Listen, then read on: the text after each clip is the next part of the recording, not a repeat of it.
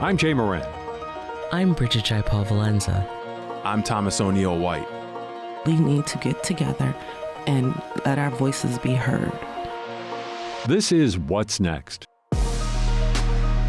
a dedicated hour to have important conversations about the issues facing the marginalized and underrepresented communities of Western New York and Southern Ontario. If we're going to have some real healing, we've got to have space to tell some uncomfortable truth. What's Next continues our mission to discuss race, Equity, and the common concerns of Buffalo's East Side and beyond. In the suburban area, everywhere, we must work and teach our children. This is What's Next. I'm host Thomas O'Neill White, and it is my pleasure to bring back to the program Shyana Broughton. Shyana is a doula and creator and CEO of Our Mommie Village. Shyana, welcome back to the program. Thank you so much for having me. You have a passion for birth. Ever since you were a child, this is true? Yes. So I was 3 years old. I remember them asking me, what do you want to be? Mom. So I was very little. I do remember that. And from there, I actually just adored babies, like loved them so much, and was always fascinated with pregnancy. So I'm like, oh my gosh, there is a baby in there. So from there, it just grew more and more, just loving people. And what led you to be more active in the fight for birth equity? Well, after having my first child, things were not so great. I was not treated well in the hospital. And to be honest, I didn't know that there was a whole issue with how Black and brown moms were being treated in the hospitals, but I felt it firsthand. So birth equity came after I had my first baby. It'll be 19 years next week. Congratulations. Thank you. And you are a doula. For our audience who may not know, what is a doula and what does a doula do? A doula is a birth partner, kind of like a birth sister that basically helps you to transition through your pregnancy. So first, second, third trimester, and even into postpartum. We are basically just accountability buddies, I suppose, if you want to look at it like that. And as they're going through the process, of things that are good to know and the things that they might want to look out for. What are some of those things? For me, I always like for moms to check in with themselves to make sure that they are being treated well when they go into the doctor's offices, if they're being treated with respect when they ask questions. I always encourage them not to go by themselves because a lot of things are said when they are alone that they can't back up, so they don't always know that it is really a moment to keep yourself safe too, because you don't know who's in the room with you. And how long have doulas been around? I mean, I think, is doula a new term? I think there's always been a birth sisterhood, always. I think that it's a newer term, I suppose, that people are recognizing a little more like it's an official term. Yes. But sisters have always been helping their fellow sisters who have having babies. And to be honest, I couldn't tell you when it wasn't prevalent, be honest, like my own sister got pregnant and I immediately knew that I was preparing her to have her first baby. So whatever that meant was me learning with her. Yeah.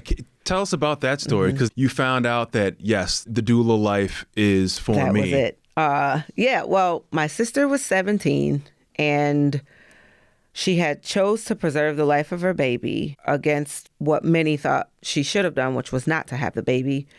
And because I stood so firmly on making sure that she did not need for anything, and I was still, I'm only 3 years older than her, but I was determined to make sure that she was safe and that my nephew was safe. So from that point, I made sure that she had food and that she basically had as much support around her as possible. She couldn't sign for herself. We lived together to make sure that I was close by while she was going through her whole process. It was her first baby. So I was learning things and she was learning things, but I knew that I was not going to allow anything to happen. It's becoming more known, the stark differences with Black and brown mothers and their babies. They are more likely to face life-threatening conditions while going through pregnancy than their white counterparts. What are the maternal mortality rates for Black women and white women in the United States? Well, I know for sure that it is over 80% for Black women. As a whole, I could not tell you as much because my focal point is like, because it's over 80%, it can't possibly be that much better for any woman, really. But Black women, it's pretty bad. So, we look at someone like Serena Williams, the tennis star, who is, one of the most recognizable athletes in the entire world, who's, money's not an issue for her. And she's talked a lot about her difficulties with her pregnancies. So with the advances in medicine and healthcare over the decades, why does this remain a problem? It's not obviously not money. It's not a money issue. Is it an access issue? It is still the systemic racism that has created the system in the first place. It is deeply rooted biases that we basically don't consider. Like, the country was built on nonsense. So we have to think about these practices are still deeply embedded in everything that we do. I can still go to a hospital right now and be treated differently because I'm Black in 2024. So I think if we started to create safer spaces, and saw more, doctors and nurses that look like us, it's starting to, become a little bit better. But how many Black folk are dying still because they have not seen anyone to look like them and they don't trust the system to even go? You know what I mean? Like, it starts so small, like when they're really little, and we don't address it. They grow up and then they have this fear. Right. You don't even know where it comes from sometimes. And we, if we start to think about it, it starts with a jab of the arm and you're holding somebody down and the baby is crying, screaming. We're supposed to trust these people with our bodies. And then we don't know what's best for us because we're trusting a system to tell us instead. And that system, trying to trust that system, you mentioned, yes, it's getting better with more people of color. More people of color in these spaces. But at the end of the day, the system is still a racist system. It really is. So how do we further break down that system and build it back up? Well, for me, I believe that we should take a lot of the, even the hospitals, because not all hospitals are bad either, but even how they serve Black folk, for me, how you serve a Black person is different because that these are the numbers that are looming over them. I think that we can break it down by having these conversations. I know that there are moms right now that did not have these conversations with their care providers, but they have babies. You go the whole 9 months not having these conversations, even if you trust your doctor. You know what I mean? Yes. The numbers are still terrible.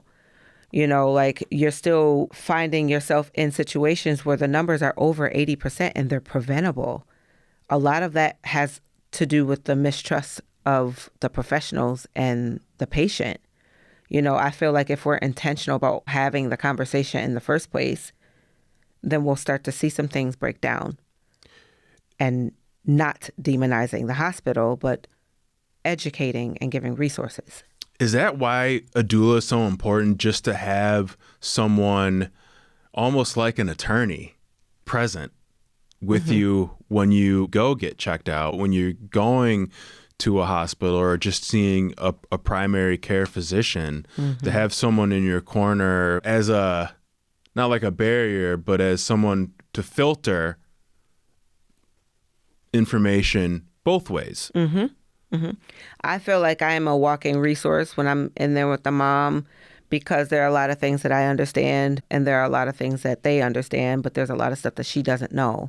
So trying to get, the middle ground, so that we are navigating the same thing. And we all want one band, one sound for this young lady. We want her to come out with a new, beautiful baby, and we want her to be well. I like to stand in the gap for that. You know what I mean? I'm pretty much making sure that nobody is saying something on this side that I can't back up, and nothing is being said by her that she's not being heard. I'm kind of a liaison.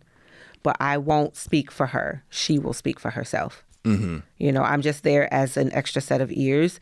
She learns how to advocate for herself because That's the information is, it's her information. So Yes. her blood pressure, she should know about. She should know, like, if she's having issues with blood pressure, or if she's having heart palpitations, or if there's underlying issues. She should be able to navigate those things herself and have these conversations because it affects her ultimately. You know what I mean? Like, so we kind of blindly go into these places and just let people tell you instead of you understanding for yourself. So these mothers that have babies that have not had these conversations, it's important that we have these conversations. Doulas can help. Yeah. Doulas help have the conversation.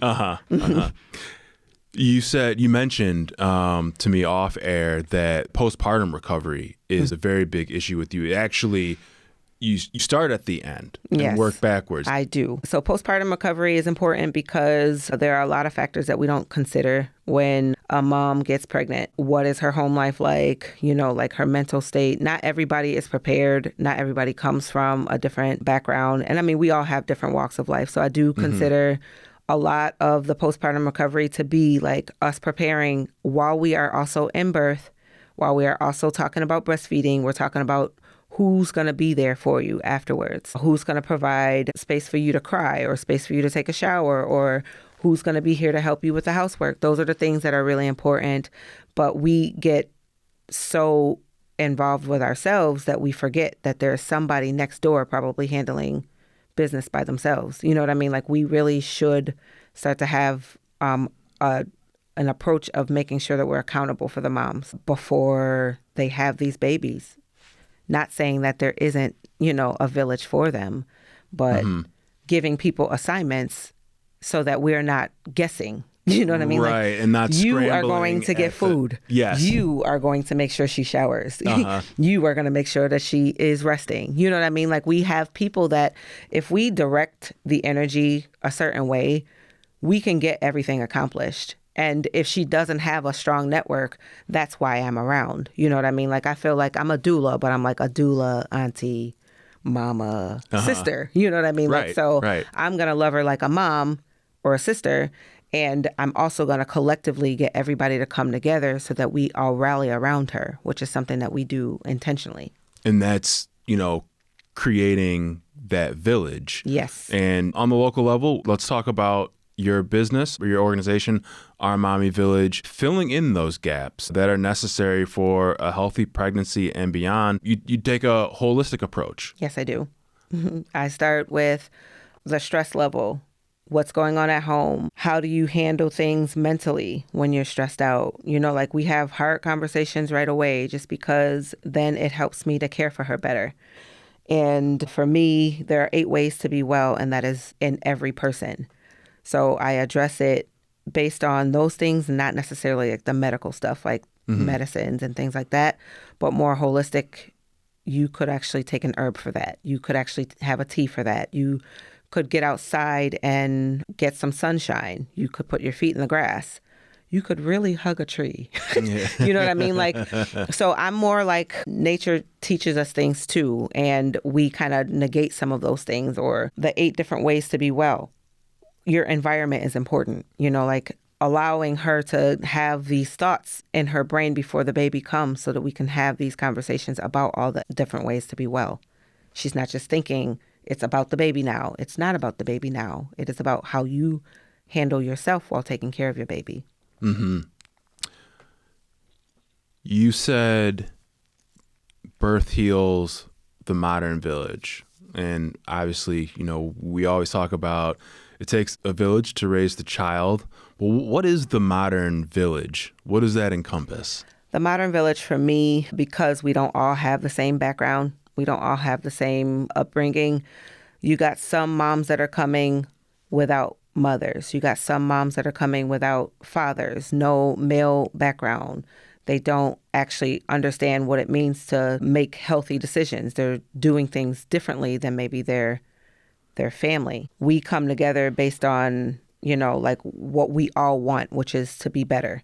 You know, better at being a mother, better at being, you know, a woman, better at, you know, being responsible for our families, you know, making decisions that are good for us. So we're basically sticking together, all of us that want to do better. We're building each other up. We're creating a sustainable village around each other so that we are making decisions that collectively will heal not just us as a village, but a community. We're sending these babies out into the world with different upbringing and experiences. You know, like they are not in, traumatic experiences anymore. They are coming out of it and they are learning how to enjoy life and be more present. So I think it's just something completely different. It's a large village? Right now we have 70 plus. Wow. Is it mothers and babies? Over 70 babies because we have 4 sets of twins. Wow.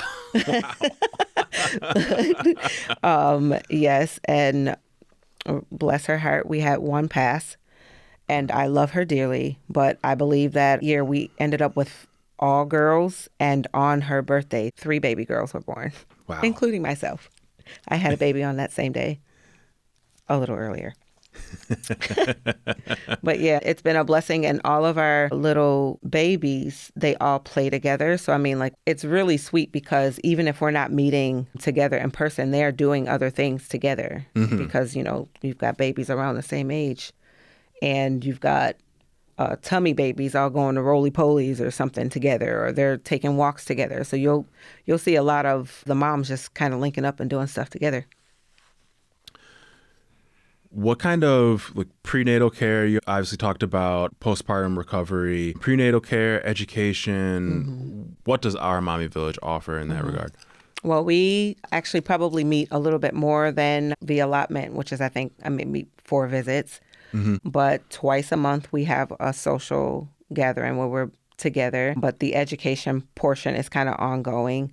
Right now we're switching things over to be more digital, but they have access to me. They have access to tools and information and even each other. But we basically have individual visits and social gatherings together that cover prenatal, postpartum, breastfeeding, comfort measures, things that you can use to de-stress, certain scents that might trigger you to relax a little bit more. So all of that information is given to the mother from either me or another source in the village. You've done hospital births and you've done home births. What's the difference? Is one more preferable than the other? Obviously, there's a lot of variables that go into that, but just from your experience, what are the differences? What's the same between the two? Well, for me, I've done both, and I'm not, I don't say anything against hospitals. However, the autonomy is different when you have a home birth.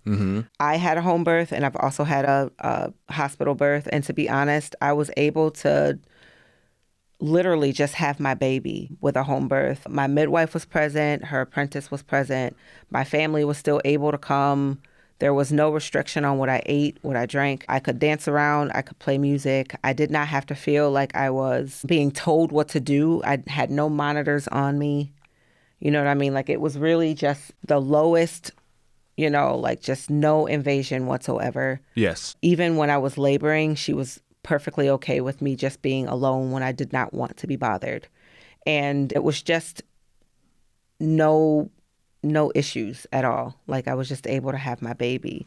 Now, the hospital birth is a little bit different because I've been in there in the hospital myself, and my experience was different. But there are some hospitals that really do still give you the autonomy to do what you would like with your mamas. And for me, I say the difference is autonomy. You can't eat after a certain point. They will still give you the option for pain management. That's not, an option at home. I think it's for low risk. Low risk is for home birth. If you have any risk at all, a hospital birth, but you can still find someone that can keep, the autonomy. It's just there are more restrictions in the hospital because you have more people. So you want to make sure that you're safe overall. Right. And you mentioned the midwife. Is that someone who assists in the birth? She is the catcher. She's the catcher. So she's going to be the one to catch the baby. And it's still low invasion. It's not necessarily as she's going to allow you to kind of get there on your own. You're not going to necessarily be pushed as much, to hurry it along. You know what I mean? Right. I hate to say it like that, but I mean, if you are in a hospital and it's been 12 hours, they have things that they have to move along. The midwife is there. She catches the baby, and she's a little more holistic too. So, you know, a doula and a midwife, pretty much they have a lot of the same principles, just not the same responsibilities. Okay. All right. And you've got some speaking engagements this summer along Jefferson Avenue. Tell us a little bit about that. So at the Meriwether Library, we will be doing our village interest meetings or village talks, where we basically are going to be speaking about a lot of the different ways of being well, what the village really is, and how we are healing the modern village. So that'll be once a month at Meriwether Library starting in July. And Friday Night Live starts on the 28th. We will also have a table set up, and you can come and meet the doulas. You can do a line dance or two with me, and you can get some information about birth work and how we are doing things just slightly differently. But birth work is very important. So your conversations at the Meriwether Library, you are talking more broadly about healthcare? I am speaking more about the wellness of the mother as she is going through her process, but also how this affects all of us pretty much. If she's not well, then she's producing babies that are not well. You know what I mean? Like, so we're having a deep conversation about why the village is so important still, and why she needs people to rally around her so that she is well to take care of this baby. Where do you see our Mommie Village in the next 3 to 5 years? Oh, boy. I think about this every day. So I do foresee it growing, obviously, bigger than it is. I would love to see us in a bigger space. Right now, we are kind of traveling here and there and setting up wherever we can. But I would like a space to call our own, and hopefully a big old farm one day. Oh, yeah? So, yeah. So, I mean, honestly, like the holistic part of it is when we talk about grounding, when we talk about trees, when we talk about all of those things, like our food sources and being out and clean air, all of that goes hand in hand with our Mommie Village and how we heal as a community. We're bombarded by nonsense all day, every day in the city. Yeah, right. Let's take a travel out and maybe, start to see things a little bit differently. So clarity of, like being well known for building a village that is literally going to end the Black maternal health systemic healthcare crisis, honestly. Is that how you see your role moving forward? Absolutely. I see that if we have one baby and one mom, that's already a ripple effect. It's already one baby and one mom that's doing things differently, and their healthcare will be different, and their trust factor will be different, and the way that they operate will be completely different because healing and wellness is on the base. How would one find a doula? Well, I'm online. You can catch me online. I think that there is also a directory. You can Google it, but I am online. You can find me. My website is ourmommievillage.org. And I feel like there are so many different doulas that you do the research to find the one that best suits you. I'm more holistic, more like a sister. Not everybody needs that. But if you do, I'm most certainly that person. All right. You're listening to What's Next. I want to thank my guest, Shyana Broughton, who is a doula and the creator and CEO of Our Mommie Village. Thank you for being with us. We'll be back with more What's Next after this. Public media is more than Morning Edition and Wait, Don't Tell Me. Buffalo Toronto Public Media creates digital series to ignite curiosity in young learners, free lesson plans, videos, and training for teachers and parents, and events to empower the minds of our community's next generation. This is public media. You're listening to What's Next, our place to discuss the important issues of our communities of Western New York and Southern Ontario. We want to hear from you. Click on the Talk to Us option in the WBFO app, and we will work to get your questions or comments on the air. Do you have a story or concern that we should be addressing? Email us using whatsnext@wbfo.org. Together, we'll have the conversations that are needed. This is WBFO, your NPR station. This is What's Next. I'm host Thomas O'Neill White, and today we're talking Juneteenth, Black History because it never stops, and racial literacy with returning guest LaGarrett King, who is the director of the Center for K-12 Black History and Racial Literacy. LaGarrett, welcome back. Thank you. I'm so happy to be here. It's June. We talk about Juneteenth. The celebrations continue to grow. What is the historical significance of this day? So the popular story with Juneteenth is the concept of, after the Civil War, June 19th, 1864, one of the Union generals, Granger, came, and I believe some dockers out in Galveston, Texas, were the first people to hear the concepts that, Black people were now free in the United States, right? And this was, a few years after the Emancipation Proclamation and a few months after, the total surrender, right, of the South, right, to the Union, right, Union Army, right? So that's the popular story, to that, but there's several different kind of misconceptions around the concept of Juneteenth. What are those misconceptions? Well, the way in which we kind of understand Juneteenth is that Juneteenth was Black Independence Day, right? But throughout history, there was never a singular Black Emancipation Day, right, or Black Freedom Day, right? In the United States alone, from 1780 to 1865, we've had 20 Emancipation Days throughout the country, right, that different communities celebrate throughout the year, right? So certain places, don't celebrate Juneteenth, right, but they celebrate some form of emancipation, right? Like in Washington, D.C., in April, they celebrate their Emancipation Day because that's when, enslaved people in Washington, D.C. were free per se from slavery, right? Some people celebrate the Emancipation Proclamation, right?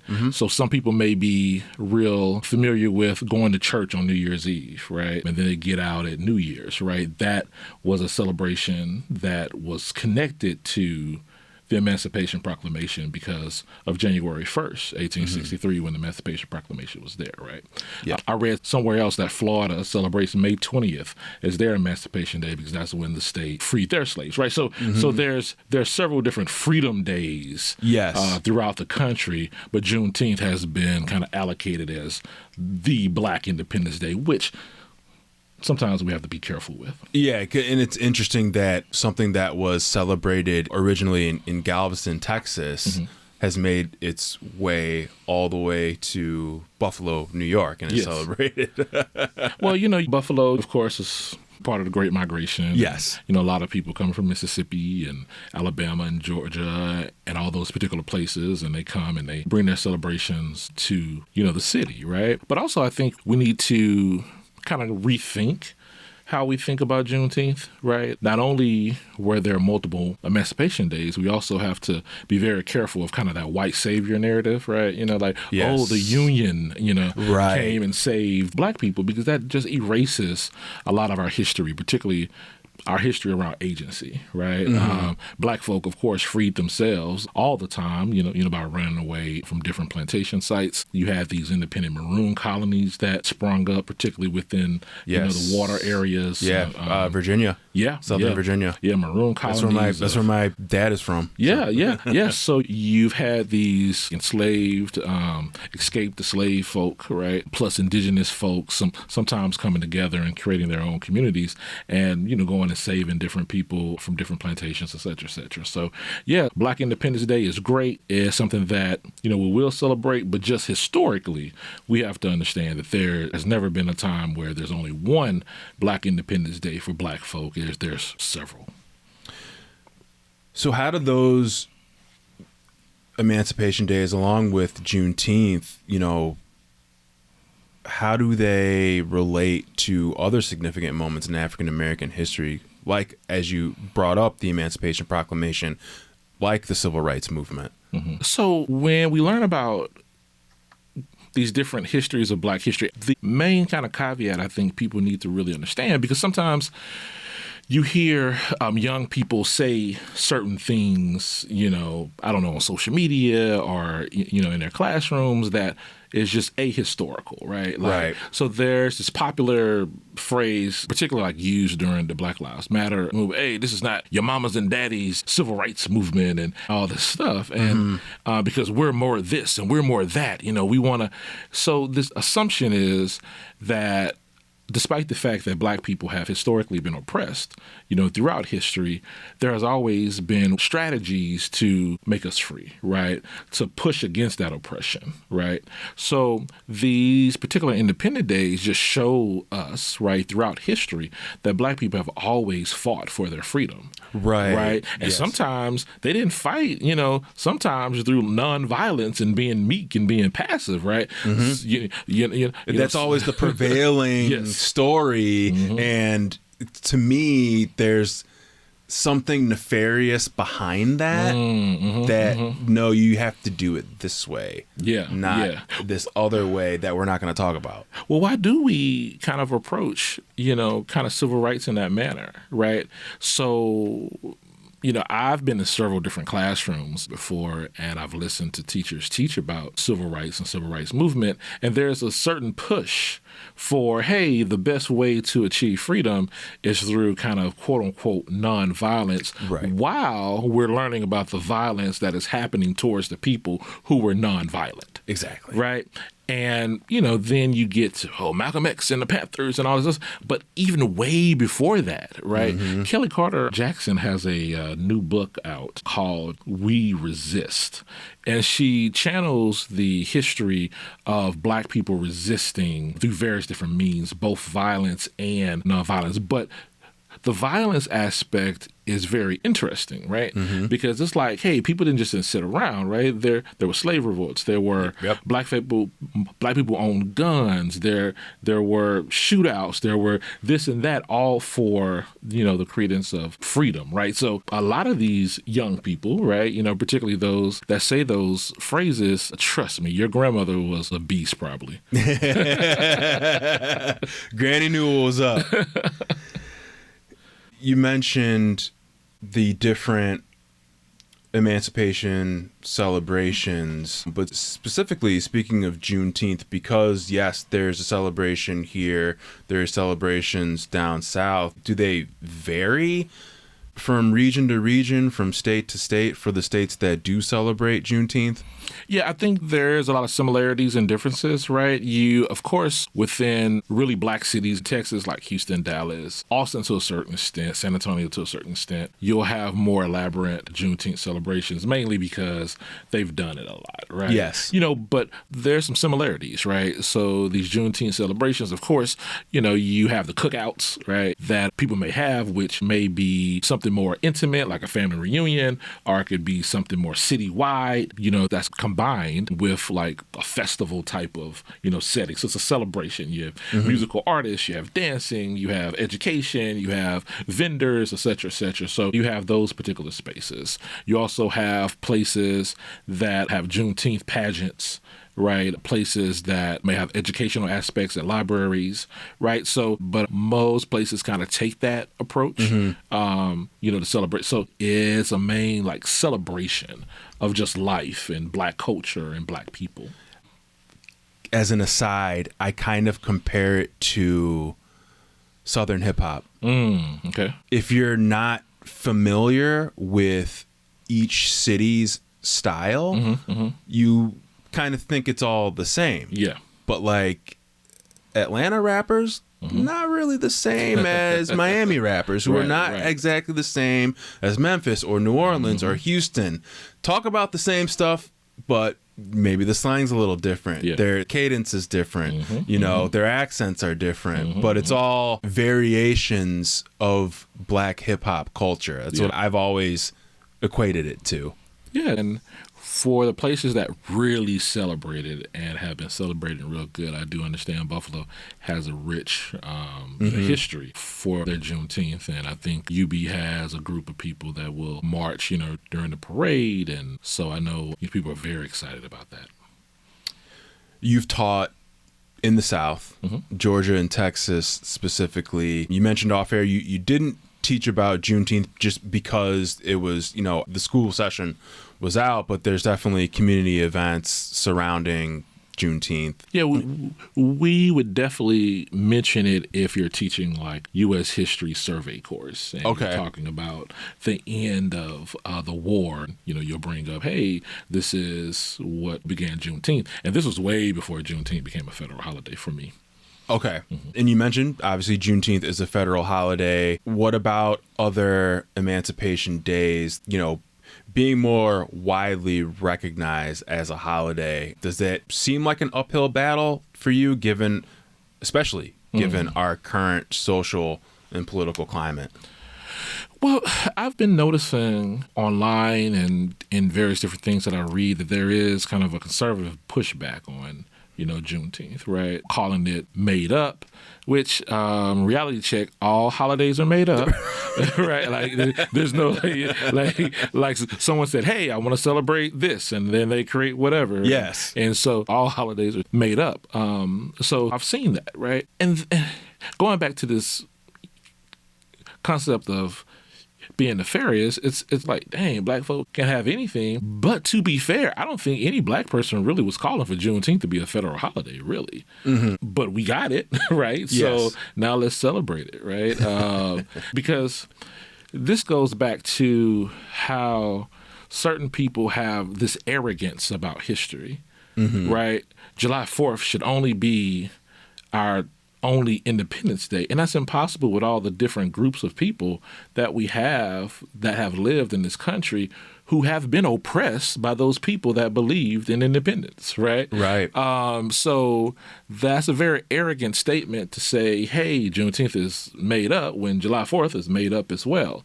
But when I think about why we celebrate it, right, we really celebrate as a big party, right? Yeah. Because, the saying goes, I think, after the black dock workers heard General Granger, they celebrated for 7 days straight, right? Using the black church because that was the safest place, to do those things. But there's something about certain groups of people not wanting black people to be joyful. Right. Right. And while we can... Policing the joy. And it's weird. Right? It's like, because beforehand, I've known communities that have celebrated Juneteenth or at least understood what Juneteenth was, and white people knew nothing about it, right? And didn't even really care to know, right? And then all of a sudden there's this like, hey, we care about it, right? Yeah. So it's weird, but yeah, the celebration should be pushed everywhere. Everyone should, join and learn a lot, about the different aspects, because while Juneteenth is a joyous celebration, we also have to understand that the history behind these emancipation days haven't always been joyful, right? So what's interesting is there's kind of three characteristics around these emancipation days that happened to black people. Number one, there was always this gradual emancipation. Right, that black folks just couldn't be free right then and there. Right. There's always this gradual. Even the Emancipation Proclamation, it was just like those states that were covered by the North, not the states that were still slave states. Those people were slaves. But there's always a gradual aspect. Also, while you may have a law, right, whether it's federal or local or whatever the case may be, you still have the same Congress people that didn't believe that black people should be free. Right? So a law is only good if it's enforced. Exactly. Right? And then last, and probably the most interesting aspect about these emancipation days is that essentially black people had to pay to be free or be indebted to be free, while slave owners benefited and got reparations, for losing their quote unquote property, right? So you see this all the time, throughout history. So those types of things need to be learned, right? So as we move forward with various different aspects, particularly the reparations debate, right, and studying reparations and studying who needs to have reparations, those aspects, even when black people are free, there's suffering that comes along with that freedom. As an educator and talking about the need for people to be educated on these topics, it must be discouraging to see parts of the country and the school boards outright banning books. And a lot of those from, African-American authors, African-American perspectives. Yeah. And is also very frustrating since we're only 4 years removed from the quote unquote racial reckoning, right? Right. Everyone was down for, diversity education. Everyone was down for trying to understand the history of our country. And then all of a sudden, in the snap of a finger, everybody kind of, it's like the Thanos snap. it's like, yeah. All the pearls was gone. It was just like, wow, it's crazy. And I guess what's more heartening is that people who kind of understand history knew that there was going to be a backlash somewhere. Right. Right. There always is. Right. We knew that there was going to be a backlash for Barack Obama. Right. Because I remember thinking, I hope this brother make it his first 4 years, right? And I was surprised he got a second 4 years, right? Right. So I was just kind of waiting on, well, where's the backlash? And you saw it boiling over these 8 years and all these narratives and discourses about all this stuff. And then it, kind of proceeded with the election of a certain person and the ideology and what that person kind of stood for, right? Or that person represented what these people stood for, right? Exactly. Type of aspects, right? So go back to the question. Oh, just being discouraged in seeing these book bannings. I guess I'm more kind of discouraged because we had all these people who said, we believe this and we want to learn more. We want to do this, we want to push for equity. We want to push. And then all of a sudden, it seems like there's been a very weak pushback against these racist policies and anti-Black policies that are going on in certain school boards and school systems, right? So, yeah, it's very discouraging when there's so much that we need to learn about our country so we do not repeat those same things that we've been repeating for 400 years. So what's the solution to this problem? Man, the solution will be a hard one because, of course, if we had a solution, we wouldn't be doing this, right? Yeah. Over and over and over and over and over again, right? I don't know what's going on in the political sphere where there seems to be some type of helpless, sense we are in a majority two-party system, that one party doesn't seem like another party who is supposed to be against those things are pushing hard enough, to stop those things from happening. It seems like something is helpless, or they're helpless in doing these things. I think community members need to be a little bit more advocate for those things, run for school boards. School boards are a very interesting political entity, right? Because a lot of not supposed to be political, right? Yeah, and you'll notice that school boards, particularly for those who want to be politicians, are typically kind of that first in-way to political aspects. Right. Yeah, school boards are not supposed to be political in that nature, but they are very much so. But yeah, I would encourage people to run for the school boards and other local elections, particularly if they care about those particular issues. Education is extremely important in this, right? I still do believe if people know more, they do better. Right? Because, we keep on falling for the same discourses each generation, mainly because we're not educated, right? Right. So, yeah, more activism within the communities and within places where people have some type of influence. And how can people on an individual level best honor the legacy of Juneteenth and these other emancipation holidays and its importance to American history? I think for individuals, we need to begin to start sharing educational books and articles about Juneteenth. I know there's a lot of people on social media that do, small reels on it because that's kind of the popular way that people like to learn now, I think. And just spread the word and maybe even have more neighborhood focus aspects for Juneteenth, because I know Buffalo has a large one for the city, but it would be amazing to see particularly mixed neighborhoods have different celebrations with speakers and other celebrations. That would be nice. Within those particular spaces, right? This is What's Next, and we're talking with LaGarrett King from the University at Buffalo. LaGarrett, I wanted to get your opinion on a news story that has come up recently. The Oklahoma Supreme Court dismissed the lawsuit by the survivors of the racist massacre in Tulsa in 1921. The plaintiffs had been seeking reparations for over 100 years, and they're all, 102, 103 years old. What does that decision by the Oklahoma Supreme Court say to you?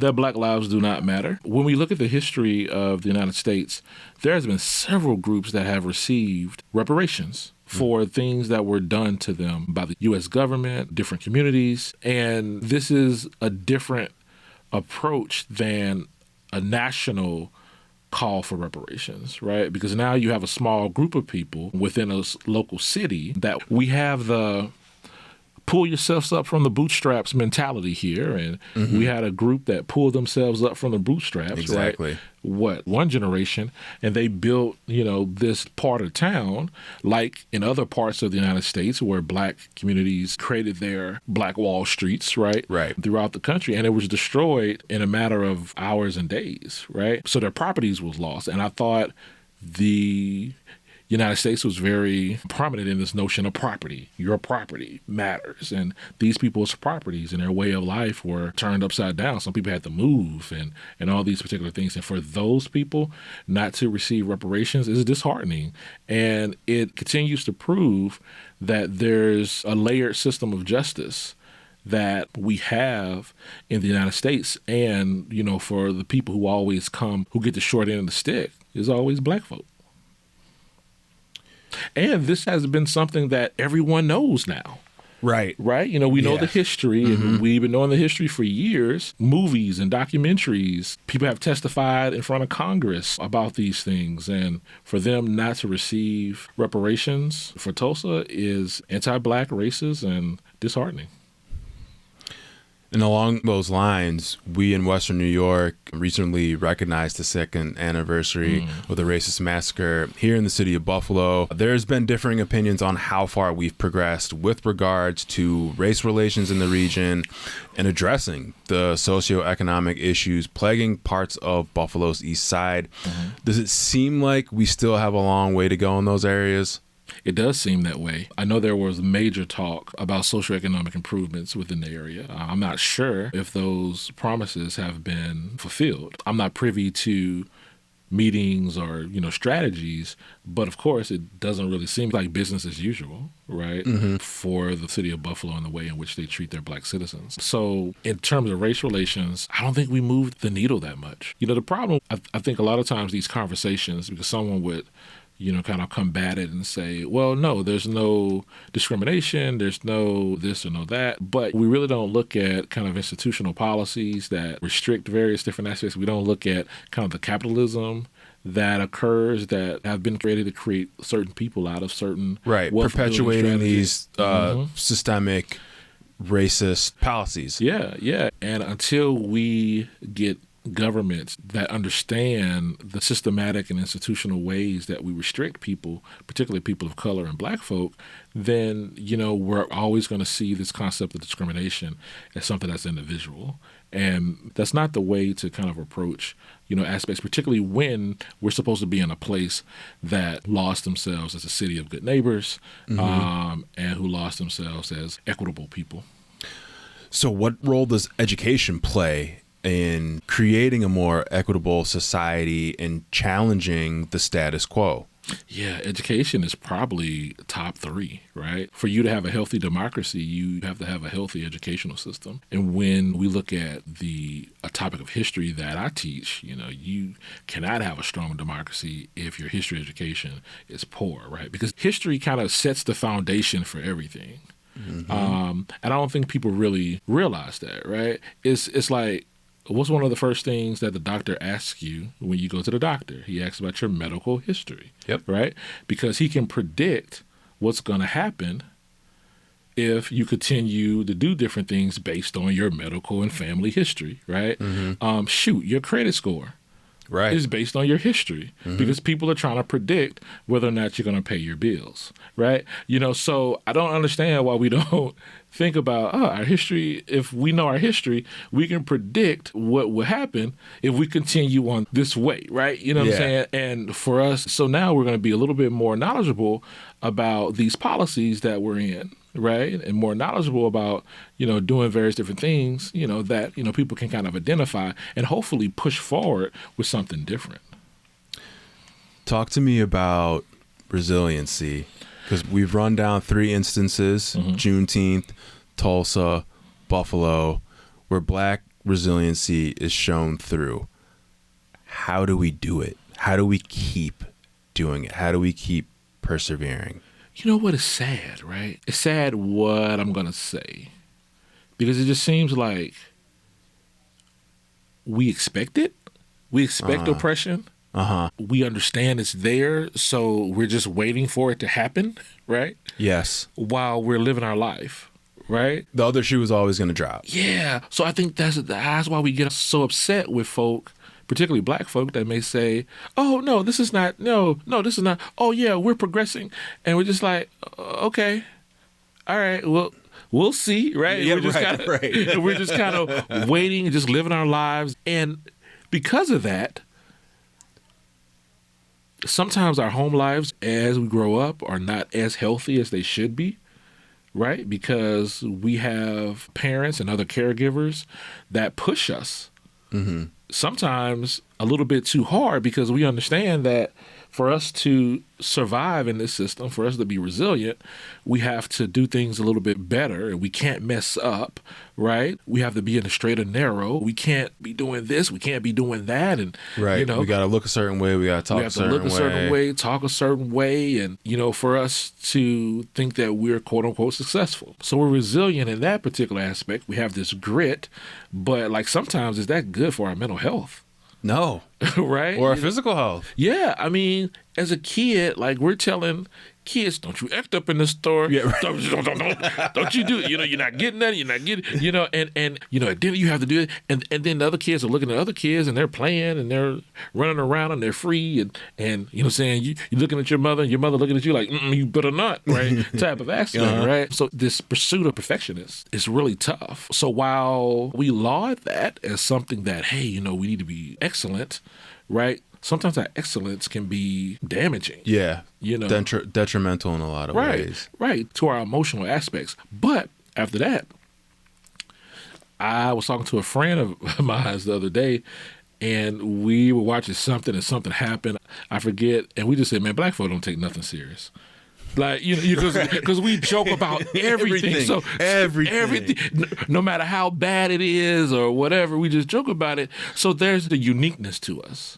Right. Where we understand that stuff could happen and most likely will happen, and we're surprised if it doesn't happen. Mm-hmm. Right. To us, just enjoying ourselves and being who we are. We are very good at dulling the pain in a humorous way. Yeah. It's like, I don't know anyone else who can do that. Yeah, I mean, and that's the healthy side, I think, that kind of balances out the pressures of, being a black person who's trying to, do major things in our society, right? It's that, man, I have to do this, and, and it's tough. It's tough, but we are resilient. But then we also have to question, are we being too resilient, when we don't have to even live like that sometimes? Right. And when it's too much and we show emotion, we get criticized for it. Oh man, yeah, and that's so poorly. I have a wonderful colleague, Brittany Jones, who just joined us at the University of Buffalo, and her research is focused on the concepts of emotionality, right? In blackness and in history, and what she found was, and the reason why I'm saying this is because history kind of mirrors the way that we treat people in the present, right? So what we learn how to treat people through what we know of them, right? And what her dissertation study kind of focused on, Virginia and the emotions of black people in the curriculum. And what she found was that within the curriculum, there was always these instances of white peoples and their emotions. White people were fearful that black people would attack them. White people were fearful of this, so they did that. They were scared. And while there were instances of oppression on black people in that curriculum, they never mentioned their emotions. They never mentioned whether they were scared. They never mentioned whether they had these rageful or whatever. And it goes back to our previous conversation about this concept of nonviolence. And like, we just have to sit there and just take it, right? And if we show any type of emotions that rage, then all of a sudden we're demonized. And then that violence becomes twofold against us. Exactly. And And what's interesting about the whole thing, this country was created based on violence. Violence is in our natural fabric. It's as American as apple pie. It is, right? So, I mean, no one said, hey, the colonists should have marched on, for King George, right? No, they threw some tea overboard. No, they had a war, right? They had all this stuff for their freedom, and we celebrate that. But if black folk have a little, social unrest because of police brutality or because of anything, then it's like, oh, look at them. They can't control their emotions. Why are they tearing up their own communities, et cetera, right? And the way in which we understand blackness, through our understanding of black people, is really detrimental, as you said. I want to pivot to your Black Nerds group. Can you refresh our audience about what this group is about? Oh, Black History Nerds. We're just a bunch of nerds that wake up on Saturday mornings to learn about Black history, right? I am the HNIC, the head nerd in charge. And for our younger listeners, you need to watch Lean On Me if you haven't watched one of the best teacher movies out there. But Black History Nerds happens every second Saturday of the month starting in September, ending in May. We have a Black History Nerds every weekend or every Saturday in February. But this is just a place where, for an hour, where people can come and just learn about Black history topics, Black life and culture. One of our highlights people loved this past year is that we had a presentation, and everyone can go to the website and watch the archives of the shows. But our first Black History Nerds session dealt with gentlemen who were on what the scholar would say life row, which most people would know death row, right? And, we talked about the prison, system and what goes on in the prison system. And those gentlemen actually wrote a curriculum, a social studies curriculum that, the researcher Rachel will have out very soon, that we'll have on our website soon as well. And then our second to last one, we had a professor from Georgetown talk about Black elephants in the room. So we talked about the concepts of Black conservatives, right? That's interesting. Yeah, and I really wanted this session because I always tell people, I said, you know what, Black people are more conservative than people think. Right. Especially when we talk about the churches. Yeah, the churches and just all these particular things. The problem is there's a difference between Black conservatives and Black Republicans. Right, are those who vote Republican, who consider themselves conservative, right? So, we had a lovely session on that, a little fiery, right? Session or whatever the case may be, more fiery than other sessions, but I think it was very educative. And then you've got something coming up, micro-credential. Yes. So starting in the fall of 2024, we're starting a new Teaching Black History micro-credential for educators and other people who are proponents of Black history education. And what this does is this micro-credential will help those who are going into the classroom, those who want to do community work around Black history, become better Black history and more effective Black history teachers.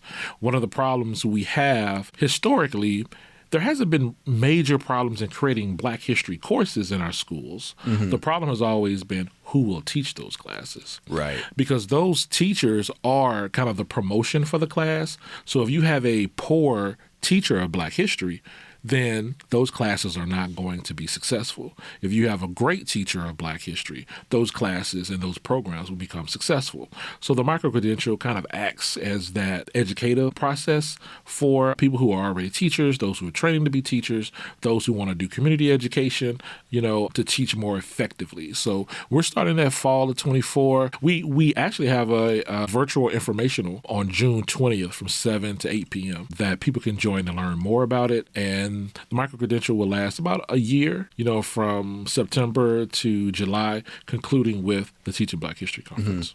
Now, would someone need to re-up on the micro-credential moving forward? How would that work? Yeah, so the micro-credential website should be on the website, the Center for K-12 Black History and Racial Literacy Education website, and you could just click on and learn about the different courses that we'll have, the instructors we will have, and the benefits that it will have for both teachers, administrators, community members, etc. And what are some of the courses that are offered? So we have two major courses, which would be Teaching Black History 1 and Teaching Black History too. Now, those courses would be foundational to kind of understanding my Black history framework, which is Black historical consciousness. And that framework has been adopted at many school districts around the country and in Canada, right? So you'll learn as you're building curriculum, creating your lesson plans, you're building programs around Black history. What are the principles that you need to really focus on to actually teach a humanistic and more holistic Black history program? Interesting. Very, very interesting. You're listening to What's Next, and I want to thank my guest, LaGarrett King, for being on with us again. Always a pleasure, sir. This is WBFO and WBFO HD1 Buffalo, WOLN Olean, and WUBJ Jamestown, your NPR station.